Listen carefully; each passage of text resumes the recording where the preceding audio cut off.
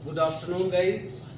आज की जो हमारी टॉपिक है वो है चिलर प्लांट ऑपरेटिंग का। चिलर प्लांट को कैसे ऑपरेट किया जाता है इसके बारे में one by one point by point discussion करने वाले हैं हम लोग। और चिलर प्लांट को ऑपरेट 11-12 स्टेप में किया जाता है। यहाँ पर सबसे पहले मैंने स्टेप 1 से लेकर स्टेप 11 तक पूरा सारे प्रोसीजर को मैंने मेंशन कर दिया है। अब मैं आपको वन बाय वन समझाने वाला हूँ।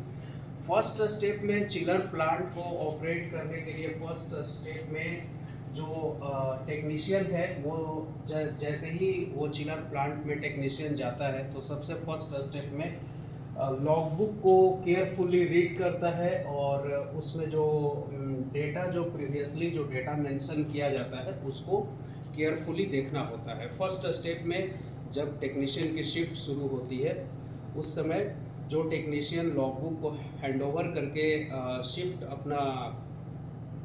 अपना लीव करता है तो जो जिसकी शिफ्ट शुरू है वो उसकी रिस्पॉन्सिबिलिटी होती है कि लॉगबुक को प्रॉपर तरीके से देखे और उसमें जो डेटा मेंशन किया जाता है उसको एक बार प्रॉपर रीड करें। सेकेंड स्टेप में मैंने मेंशन किया है कि अगर आप चिलर प्लांट ऑपरेटर हैं तो सेकेंड स्टेप में आपको वोल्टेज और एम्पियर दोनों को प्रॉपर देख लेना चाहिए कि 3 फेज आ रहा है, एम्पियर की वैल्यू कितनी है, ये सारा by the help of clamp meter हम चेक कर लेंगे। थर्ड स्टेप में चिलर प्लांट ऑपरेट करने के लिए हम वाटर लेवल को चेक करते हैं। इवोपरेटर में, कंडेंसर में, कूलिंग टावर में, वाटर मेकअप टैंक में और एक्सपेंशन टैंक में वाटर की जो लेवल है वो फुलफिल होनी चाहिए, वाटर पूरा भरा हुआ होना चाहिए। फोर्थ स्टेप में जितने भी ड्रेन वॉल्व हैं, मैं यहाँ पर सर्कल कर दे रहा हूँ, drain valve must be of. Drain valve सारे बंद होने चाहिए, वाटर लाइन के, कंडेंसर का, कूलिंग टावर का, इवोपरेटर का, हर जगह का ड्रेन वॉल्व बंद और पासिंग वॉल्व ऑन होना चाहिए। Passing valve must be open, passing valve खुला हुआ होना चाहिए। फिफ्थ स्टेप में स्टार्ट करेंगे अपन सबसे पहले secondary water pump, primary water pump, condenser water pump, plant के जितने भी वाटर पंप हैं उनको स्टार्ट कर देते हैं। पांचवा स्टेप में, सिक्स स्टेप में after few times start the compressor. Compressor unit को छठे स्टेप में कमांड देते हैं, कंप्रेसर को स्टार्ट करते हैं। 7 स्टेप में do the process for air purging. जब कंप्रेसर और पंप सारा कुछ स्टार्ट हो जाता है तो वाटर लाइन से एयर को पर्ज करते हैं, जो एयर रिलीफ वाल्व होता है उसको ओपन करते हैं। वाटर लाइन से पानी बाहर निकलता है और उसमें बबल्स भी निकलता है। जब तक बबल्स निकलते रहेगा तब तक एयर पर्जिंग होती रहेगी फ्रॉम वाटर लाइन, मैंने यहाँ मेंशन भी किया है। 8 स्टेप में, 8वां स्टेप में मैंने लिखा है यहाँ monitor water living temperature from evaporator से जो पानी एएचयू के तरफ निकलता है उसको मॉनिटर करेंगे। अगर उसकी temperature below to 10 degree centigrade, अगर 10 डिग्री सेल्सियस से नीचे है तो तुरंत एएचयू को कमांड देकर एएचयू को अपन स्टार्ट कर देते हैं। 9 स्टेप में मैंने लिखा है कि monitor water living temperature from condenser से जो पानी निकलता है और कूलिंग टावर में जाता है उसके टेम्परेचर को मॉनिटर करते हैं और अगर वो 40 डिग्री सेल्सियस से एबव होता है तो कूलिंग टावर फैन स्टार्ट कर देते हैं तुरंत। 10th स्टेप में मैंने लिखा है, 10वां स्टेप में, कि check properly chiller display for alarm history, various types of setting. Alarm histories को चेक करने के लिए, अलार्म हिस्ट्री का मीनिंग है कि चिलर में क्या क्या प्रॉब्लम्स आती है, तो अलार्म और अलग अलग तरीके की सेटिंग को प्रॉपर मॉनिटर और चेक करने के लिए चिलर का जो डिस्प्ले होता है या बीएमएस की जो डेटा होती है उसको अपन देख लेते हैं।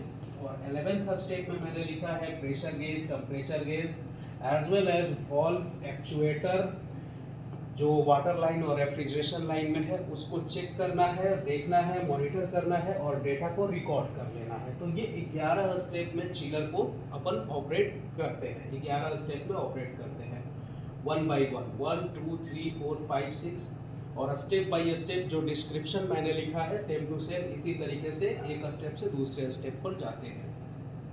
नेक्स्ट जो हमारा यहाँ पर नेक्स्ट जो मैंने यहाँ पर मेंशन किया है वो है safety parameter for chiller system. Chiller system के लिए सेफ्टी पैरामीटर क्या क्या होता है, सेफ्टी पर्पस के लिए चिलर में क्या क्या चीज़ें होती हैं, उसके बारे में अपन बात करने वाले हैं।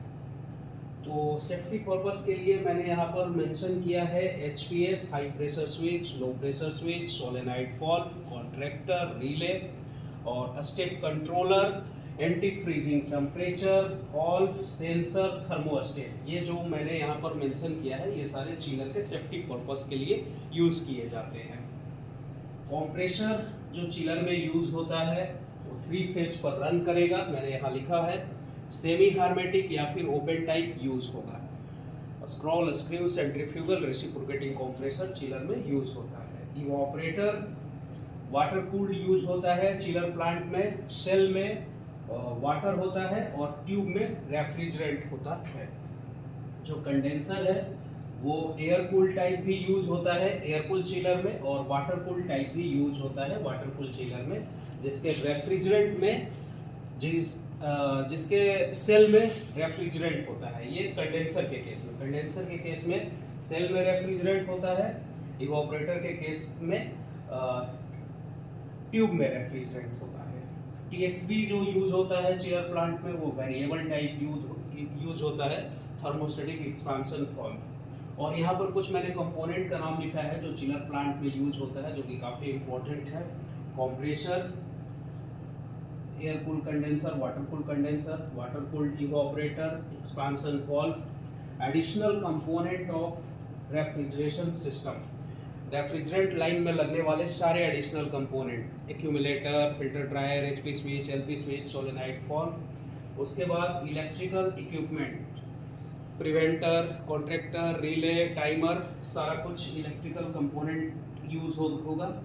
वाल्व इन वाटर लाइन, जो वाटर लाइन होती है चिलर से HU तक और कंडेंसर से कूलिंग टावर तक, उसमें जितने भी अलग अलग तरीके के वाल्व यूज होते हैं सारे वाल्व रहेंगे। Butterfly valve, gate valve, balancing valve, 3-वे valve, two way valve. Sensor, various types of sensor chiller plant में यूज होता है। पंप यूज होता है, primary pump, secondary pump, condenser water pump, tertiary pump, cooling tower, water makeup tank, expansion tank, AHU, FAHU, electrical panel, BMS जिससे chiller plant को अपन operate करते हैं, DDC controller, digital direct controller, PLC, programmable logical controller, और fan coil unit. ये जो component मैंने लिखा है ये चिलर प्लांट में यूज होते हैं। तो आई होप कि ये वीडियो काफ़ी इंफॉर्मेटिव है चिलर प्लांट को चलाने के लिए और चिलर प्लांट में लगने वाले तमाम कंपोनेंट को समझने के लिए। Thank you so much.